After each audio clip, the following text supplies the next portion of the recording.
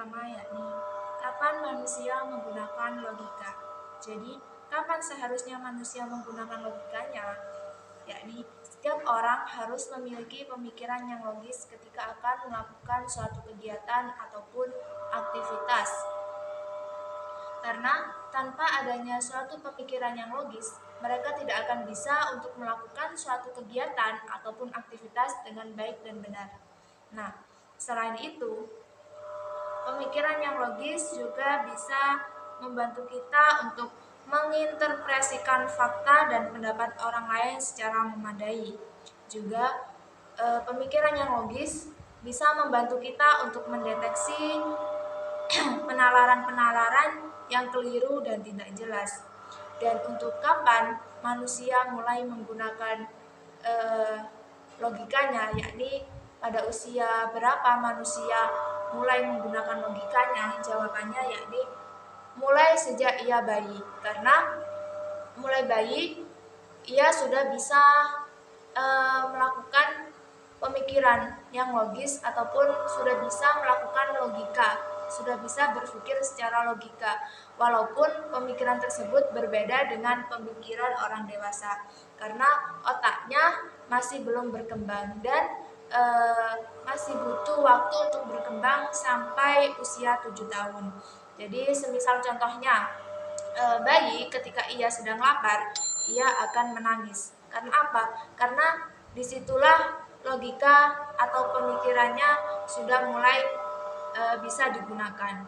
Ia sudah bisa berpikir bahwasanya dirinya ini sedang lapar, akan tetapi cara ia menyampaikan atau cara ia memberitahu bahwa dirinya ini sedang lapar itu dengan cara menangis. Kemudian soal yang kedua yakni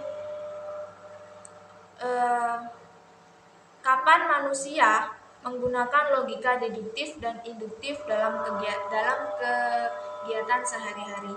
Jadi setiap manusia itu pasti membutuhkan yang namanya pemikiran yang logis ataupun logika. Nah, logika sendiri di sini dibagi menjadi dua. Yang pertama yakni logika secara deduktif, yang kedua yakni logika secara induktif. Nah, logika secara deduktif adalah proses nalar yang menarik kesimpulan yang bersifat khusus dari hal-hal yang bersifat umum.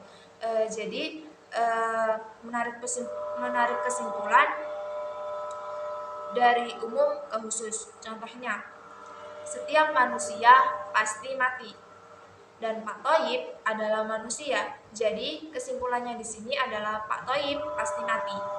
Nah, kemudian untuk logika induktif adalah kebalikan dari logika deduktif, yang mana proses nalar yang menarik kesimpulan yang bersifat umum dari hal-hal yang bersifat khusus. Jadi dari khusus ke umum. Seperti contoh, di daerah Senduro memiliki hawa yang dingin. Di Batu Malang hawanya juga dingin. Jadi kesimpulannya setiap daerah tinggi itu hawanya dingin. Soal yang nomor 3 yakni temukan dan ceritakan kerancuan berpikir yang ada di daerah sekitarmu. Jadi kerancuan yang sering saya temui di sekitar saya, di sekitar tempat tinggal saya, yakni kerancuan dalam berbahasa. Lebih tepatnya yaitu kerancuan hiperbola. Yaitu kerancuan hiperbola adalah kerancuan yang terjadi karena melebih-lebihkan kesimpulannya daripada premisnya. Jadi kesimpulannya itu dilebih-lebihkan daripada premisnya. Seperti contoh, kamu setiap harinya diberi saku sedikit, berarti orang tuamu adalah orang yang pelit. Nah, di sini terjadi kerancuan berpikir dalam berbahasa, yang mana hiperbola, yang mana melebih-lebihkan kesimpulannya daripada premisnya.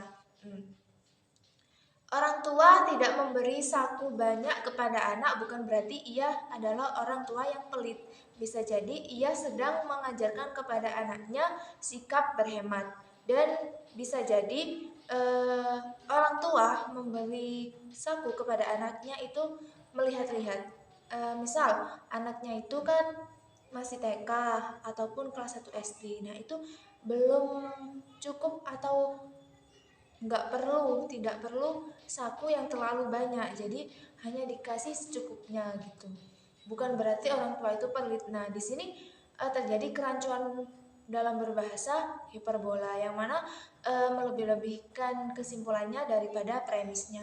Kemudian untuk soal yang nomor 4, yakni ceritakan secara logika kenapa kamu cocok di prodi BKI. Nah, eh, saya mengambil jurusan BKI ini bukan lain yakni karena saya ingin menjadi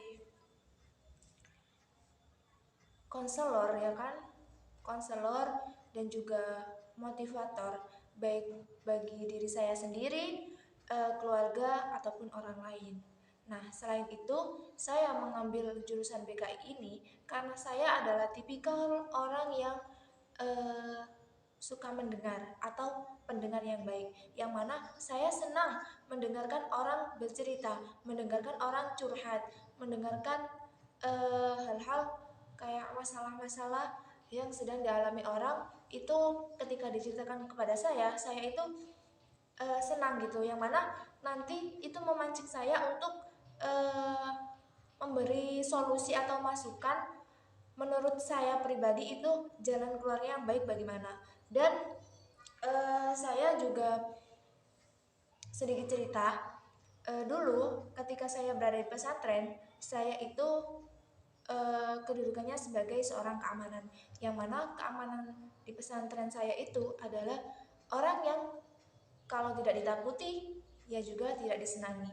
Nah, di pesantren saya ada satu asrama ataupun kamar, yaitu kamar DT, kepanjangannya yaitu Darut Taubat, yang mana isi dari kamar Darut Taubat itu adalah anak-anak yang memang perlu untuk taubat, atau eh, anak-anak bisa dikatakan dengan anak-anak yang nakal. Nah, di situ yang diberi apa namanya, kayak diberi tanggung jawab untuk membenahi anak-anak dari asrama DT itu adalah keamanan-keamanan tersebut. Nah, tapi anak-anak DT ini lebih terbuka, lebih dekat, lebih sering sharing-sharing, baik itu masalahnya, baik itu apapun itu kepada saya. Jadi, nah di situ saya kayak memiliki peluang, oh saya bisa nih berkecimpung di dunia perbekaan gitu. Mungkin hanya itu penjelasan video dari tugas UAS saya. Kurang lebihnya saya mohon maaf yang sebesar-besarnya. Wassalamualaikum warahmatullahi wabarakatuh.